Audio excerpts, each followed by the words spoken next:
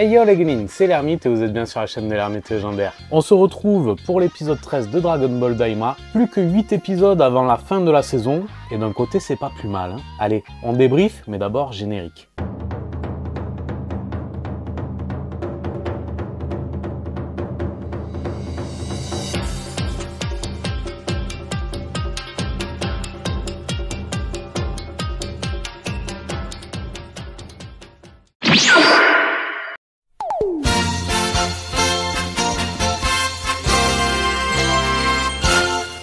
Allez, on ouvre cet épisode en reprenant l'histoire là où nous l'avions laissé. Nos héros sont en route pour le premier monde avec un vaisseau qui commence à fumer.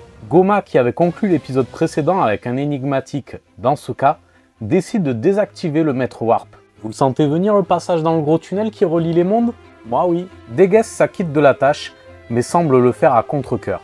D'ailleurs, à voir sa réaction paniquée, ce n'est pas anodin. Switch dans le deuxième monde où, surprise, nos héros ont quelques soucis de maintenance avec le moteur du vaisseau. Ce dernier a lâché et est en train de chuter. C'est la panique à bord, mais bon, est-ce qu'il y en a un qui va avoir l'idée de sortir peut-être? Au bout d'un moment, il n'y a plus aucune contrainte pour voler dans le deuxième monde, hein, on est d'accord. Mais non, ils sont stupides jusqu'au bout et sont restés à bord du vaisseau. Celui-ci, par bonheur, s'est écrasé dans une espèce de jungle et non dans l'eau. Point positif donc, ils ne serviront pas de nourriture au Kraken. Vegeta propose que ceux qui peuvent combattre se rendent dans le premier monde, mais Shin l'informe que les mortels ne peuvent pas se rendre seuls devant le maître Warp.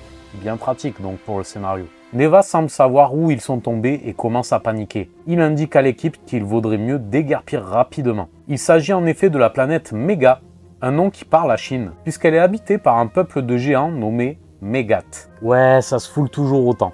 Ce peuple vit sur la planète qui est réputée être la deuxième plus terrifiante du royaume des démons.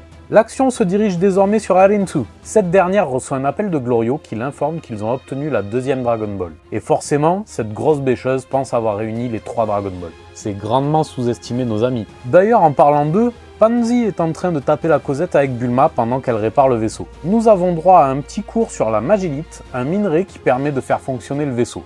On s'en bat les reins! Goku se fait attaquer par une horde de hamsters, ça devient vraiment n'importe quoi. Tout le monde s'y met pour les repousser, mais le boucan semble avoir attiré un géant. Le géant en question n'a beau être qu'un enfant, il est déjà aussi grand qu'une montagne. J'ose pas imaginer la tête du daron, c'est le Shinkansen qu'elle doit se prendre la daronne.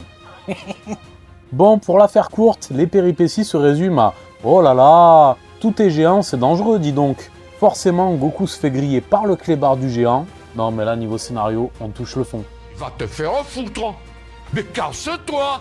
Vegeta, Piccolo et Goku occupent donc Médor et se fritent avec les puces du Kleps pendant que Bulma et Pansy terminent les réparations. Mais elles sont finalement repérées et prises en chasse par le Kleps. Volant pour intervenir, Goku leur sauve la mise avec un Kamehameha. Les réparations sont terminées, mais l'enfant géant se ramène. Tintin. Allez, Goku l'empêche d'écraser le vaisseau, mais se fait repousser. Genre un enfant méga, c'est plus puissant qu'un Tamagami.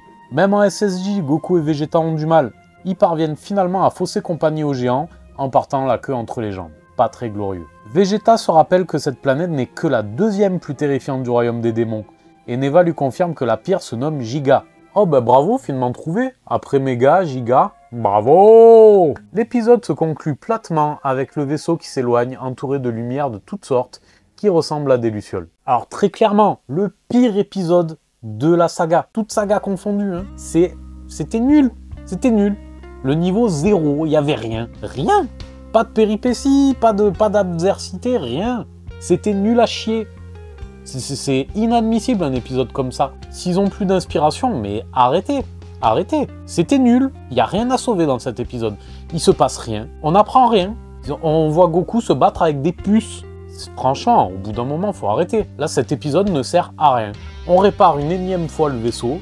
Rien quoi, il galère contre un pseudo-géant et un clébard. C'était nul à chier, vraiment. Enfin voilà, rien à retenir de cet épisode. J'ai vraiment l'impression d'avoir perdu mon temps dans ce visionnage. Je sais pas quel est votre avis à vous, mais bon, voilà, je pense qu'il est temps d'arrêter cette review. Parce que y a rien à sauver. Voilà, le seul truc qui me met un petit peu quelque chose dans la tête, c'est de me dire, tiens, pourquoi Dégès il a flippé de désactiver les maîtres Warp? Voilà. Est-ce qu'il y a un danger lié à ça? Mais c'est tout. Sinon, l'épisode était nul à chier. Mon avis est tranché, mais le vôtre l'est-il tout autant? J'attends votre avis en commentaire. Et puis ben voilà, je vous dis à la prochaine. Les petits pouces en l'air, abonnez-vous, likez, partagez, je compte sur vous. Et puis je vous dis à très bientôt. Soyez curieux, construisons notre légende. Ciao.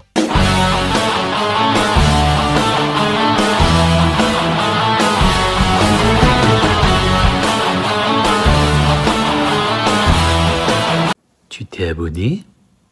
Tu t'es pas abonné? Abonne-toi!